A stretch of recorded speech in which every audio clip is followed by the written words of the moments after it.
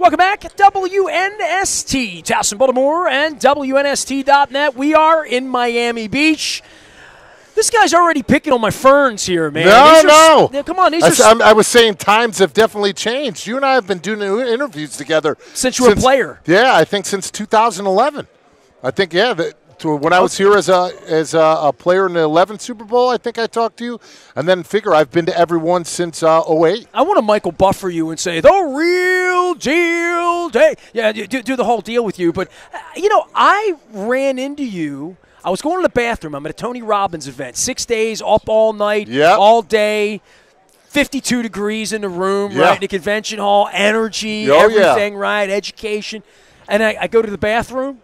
And I run into you. Man. Yeah, I know. So give me give me your Tony Robbins pitch as best you know it. And so I did my first firewalk with Tony Robbins in July of 1994. Okay, you're going back. So I go back to like suspenders, and suits, and I'm not a cultist. I've read the books. I believe in. You in can the take work. it at your own pace. You don't have to go all out and go crazy with it. But if you're a date with destiny, you're in. You're without a doubt. I mean, just because you stepped away from the game of football doesn't mean that you can't get coaching anymore. It doesn't mean that you can't find ways to improve yourself as a person, especially in the world that we work in the media and broadcast world.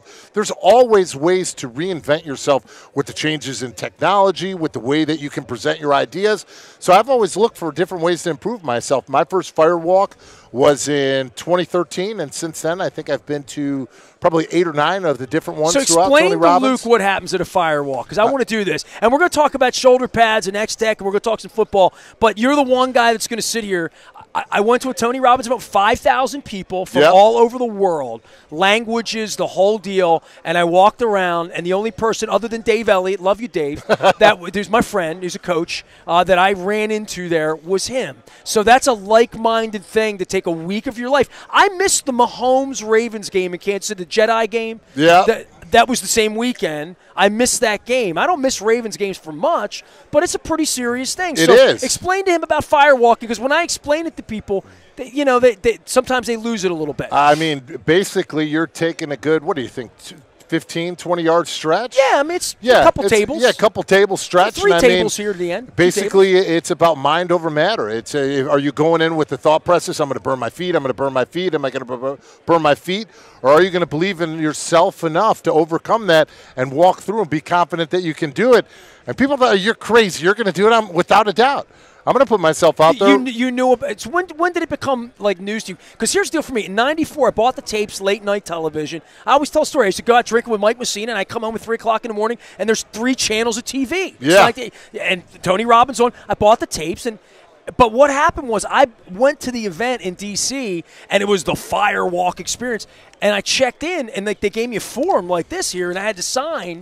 And I'm like, this is just a metaphor, right? I mean, no. So then we begin, and the trash cans are on the stage, and there's wood in it, and we go outside and light the wood on fire. And you can start smelling it. You're like, no, this is real. This is really happening. And then, the good thing I will say this is that I am glad that when I did the walk, I was actually in Palm Beach doing it. And I didn't do it the year that I'm sitting here, Newark. They're talking about going across the street to a parking lot to do the walk. I'm like, thank God. I wouldn't walk barefoot in Newark just on the sidewalk, let alone walk barefoot through some logs and some fire out there as well. David Deal, former New York Giants offensive lineman. You're here to promote shoulder pads. Yeah. I want to get to Lamar and all that. Yep. But get to your friends and Bob and everybody that's involved with X-Tech. Everything about the game, helmets, technology, the way your body processed the game versus if you were 30 years ago, right? Versus 10 years from now. And so much of player safety and player association and guys like you that still want to be able to walk upright and show off those Super Bowl rings. Thank you. X-Tech Shoulder Pads was founded 8 years ago by Bob Broderick and Ted Monica. Ted Monica actually built my custom shoulder pads my entire career as a New York Giant. So for all 11 seasons, he's the one who designed my shoulder pad. Did you wear whatever you wanted? Did you have choices? You had the choice, but I was one of the people early on. I knew what kind of helmet I was wearing. I knew what kind of shoulder pads I was wearing.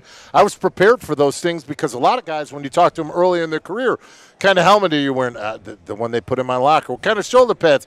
I think they're Douglas. What are you wearing to this? Well, it's a Nike 3/4 this and blah, blah, blah.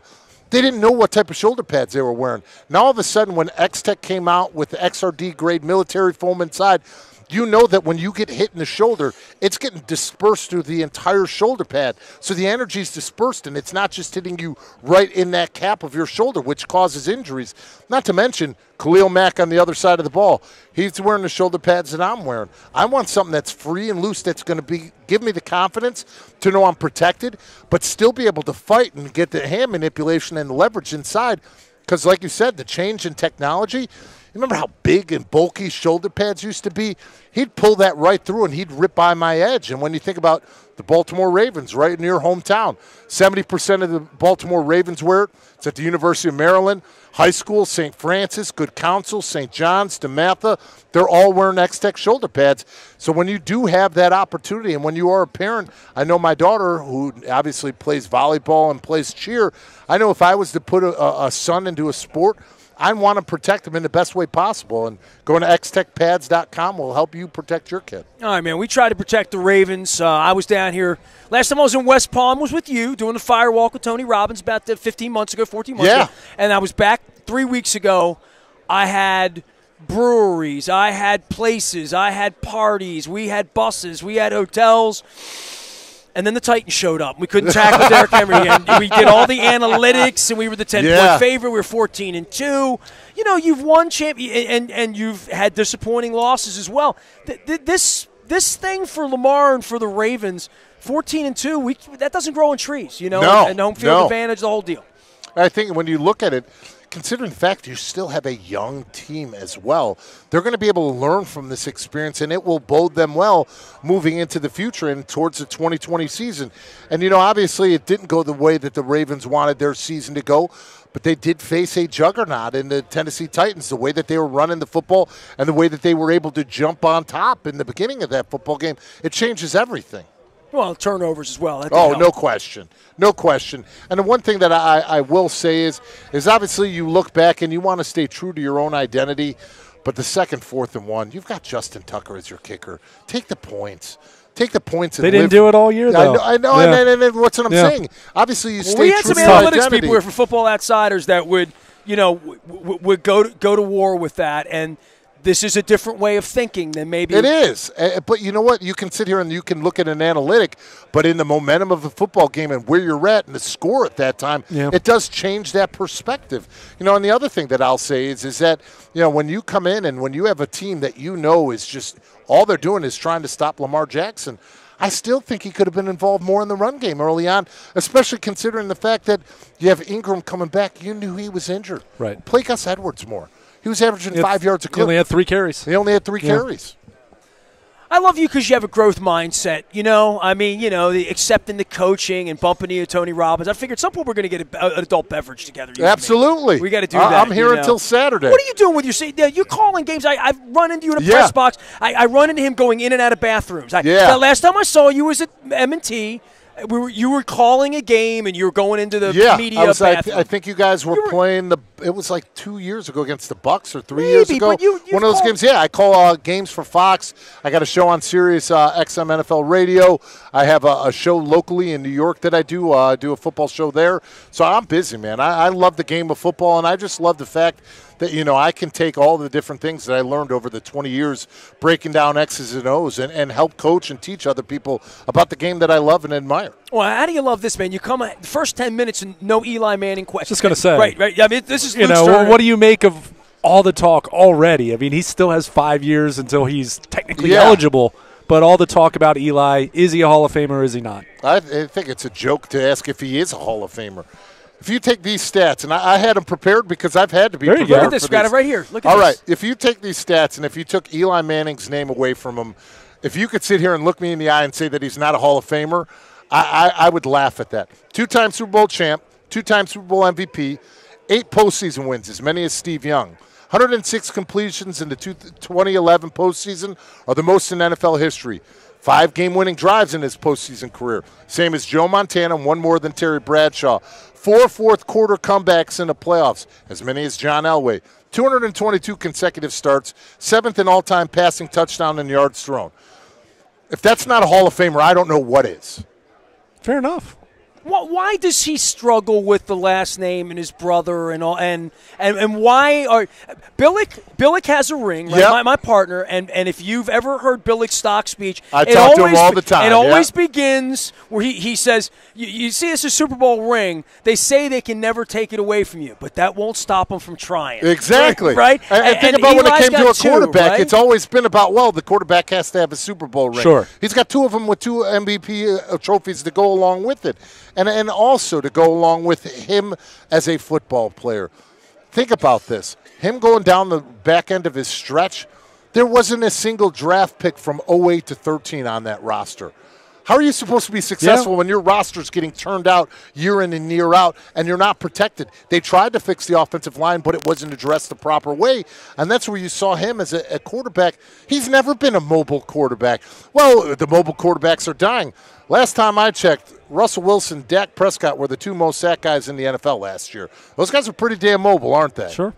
Well, I would say also it sort of suffers when you don't win at the end. Yeah. You know, Ray Lewis walked off. I saw Jerome Bettis over here. You know, last time he walks off, it's confetti and all that, of right? Course. There's a different vibe about that than what Eli struggled with in getting benched and the coaches and all the and New York on top of that with the spotlight. I mean, think about it. As an athlete, whether you're in high school, college, or professional, you've got an expiration date on you. 9 times out of 10, they're the one taking you off of the shelf, and 99% of the time, you're not happy about it. Only that 1% are the ones that get to walk away from the game on their own terms, happy and excited about what happened. So, obviously, it was difficult with the way that things went down. But even with that said, he got his wins at the end. He got his last hurrah with his family in that Dolphins game. And he's still the greatest quarterback in New York football history, whether it's Giants or Jets. I've done a lot of stupid stuff on the set today, including getting Edge Sports EDJ wrong. But I put the X-Tech pads on the last time when I had the segment on with the young man from Anthony from Alabama. And I put them on backwards because the logo is here. And I was trying to get the logo onto the TV set, and I'm wearing it backwards. You were with the little crisscross? You thought you'd wear them backwards? No, exactly. Here's the deal. They just handed me. I was like, give it to me, and I just put it on because I saw this on the front. Well, you gave good and they're all advertising. laughing at me, and it looks like it's on backwards, and I'm like, but it said X-Tech on the front. On the front, look, it's just a little logo. Yeah. It's subtle. Yeah. Well, figure the numbers are covering up, and usually when you see towards the end or when they have the lower pad to cover up their lower back, that's where you really see the big X-Tech Well, everybody logo. in my audience knows what a wimp I am, that if these weren't so lightweight, I wouldn't be able to pick them up the way I do, you know, throw them around. I look like the $6 million man here. Dave, always good to see you, man. Oh, my pleasure, and I always. hope I run into you at a date with Destiny. Have you done enough financial or business or any of the other? No, I haven't done those yet. No. Why don't you and me, we'll go do business mastery together, hang out. We'll have coffee. We'll do the whole thing, buddy. You got it. it. Coffee at the Tony Robbins, dude. You're making it sound like it's just some little walk in the park. Oh, yeah. It's a full-on energy. It's a full-on. I mean, you need water. You need hydration. Correct. I came in the first time I ever did it. I was not a smart individual. I was wearing jeans and like a collared shirt. I'm like, I didn't come prep for this. I got to stretch out, and I wore sweatpants. And better bring comfortable shoes. Oh, yeah. Absolutely. I wore sweatpants and Nikes the next day. I was comfortable. Man, run into a guy at Tony Robbins. That's man, it's right. all good. David the Real Deal, former New York Giants. Show everybody your rings. Are you there? You got it. They're big. Not bad. Yeah, we won one. Yeah. We did okay against the Giants. You'll have more to come, I'm sure. I am Nestor. He is Luke. We're on Radio Row. Find us out in the BuyAToyota.com Audio Vault. Thanks to Sporticulture, Liberty Pure, Royal Farms, and our friends at Raskin Global. Raskin Global here. Back for more after this. Beautiful. Beautiful.